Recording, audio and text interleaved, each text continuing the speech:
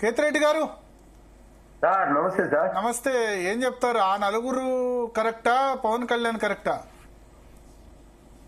ఇది ఇప్పుడుది కాదు బ్రదర్ సమస్య.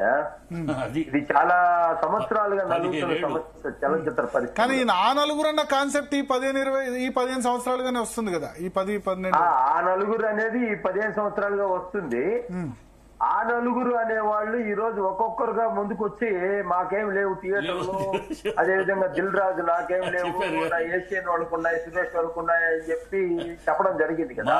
నిజమేనా? అది నిజమేనా? అంటే మామూలుగా అతను చెప్పాడు కాబట్టి ఇప్పుడు మొత్తం తెలంగాణలో 370 థియేటర్లు ఉన్నాయి సింగిల్ స్క్రీన్స్.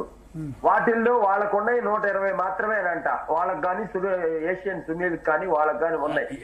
అన్ని ఓనర్లే మెయింటైన్ చేస్తున్నాడని చెప్పారు. చెప్పింది ఏంటంటే 120 ఏషియన్ కు ఉన్నాయి, నాకు 35 ఉన్నాయి. 370 నాకు 35 ఉన్నాయి, ఏషియన్ కు 120 ఉన్నాయి. మిగతా అన్ని కూడా ఓన్ ఇండివిడ్యువల్ థియేటర్స్, నాకు ఓన్లీ 35 ఉన్నాయి అన్నాడు.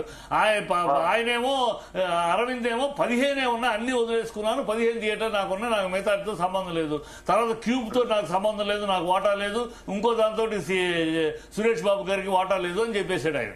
సో క్లియర్ గా మాకు సంబంధం లేదు. ఇప్పుడు సార్ ఇప్పుడు ఏంటంటే సమస్య, ప్రధానమైన సమస్య ఏంటంటే ఒకప్పుడు వచ్చి 83కు ముందు చలనచిత్ర పరిశ్రమలో పర్సంటేజ్ సిస్టమే ఉండేది సార్. 83 తర్వాత రామారావు గారు వచ్చిన తర్వాత స్లాబ్ సిస్టమ్ అని పెట్టాడు. మీరు జనాలు రాండి రాకపోండి ఇంతని స్లాబ్ అని ఫిక్స్ చేశారు. అప్పటి నుంచి ఈ రెంటల్ సిస్టమ్ రన్నింగ్ లో ఉంది సార్. సింగిల్ స్క్రీన్స్ అప్పుడు మల్టీప్లెక్స్ లేవు కదా.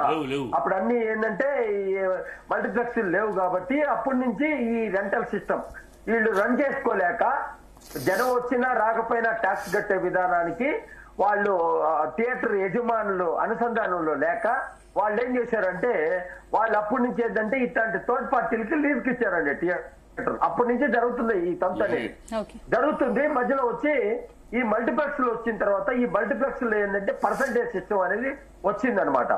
వాళ్ళు 45-55 బేసిస్ లో ఫస్ట్ వీక్ అలా చేయడం జరిగింది కాబట్టి వీళ్ళకి ఏంటంటే రెంటల్ సిస్టమ్ లో తీసుకుంటున్నారు. రెంటల్ సిస్టమ్ లో తీసుకోవడమే కాకుండా వాళ్ళు ఏం చేస్తున్నారు, ఈ పెంచుకుంటున్నారు రేట్లు, అన్ని చేసుకుంటున్నారు. కానీ వాళ్ళకి వీక్లీ రెంట్ కింద 5 లక్షలు మాత్రమే చెల్లిస్తున్నారు. పెరిగిన రేట్లు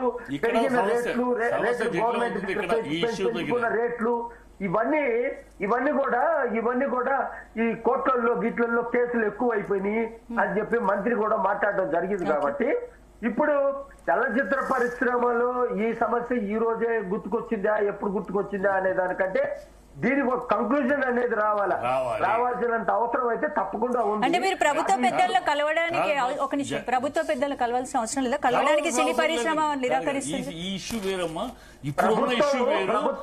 సమస్య పర్సంటేజ్ సిస్టమ్ అనేది వీళ్ళ ముగ్గురు తేలితే ప్రభుత్వం ప్రభుత్వం ఎక్కడ అవసరం అంటే ప్రభుత్వం రేట్లు పెంచుకునేదానికి పోతున్నారు కదండి. రేట్లు పెంచాలంటే విషయం ఎట్లా అంటే సమస్య ఎక్కడ ఉందంటే జగదీష్ అసలు సమస్యకు వద్దాం. జగదీష్ అసలు సమస్య సినిమాలకు కూడా రేట్లు పెంచారండి. జగదీష్ అసలు సమస్య వద్దాం. 100 కోట్స్ బడ్జెట్ లోపల ఉండాలి సినిమాలు. కరెక్ట్ జగదీష్, అసలు సమస్యకు వద్దాం. అసలు సమస్య అది కాదమ్మా. అసలు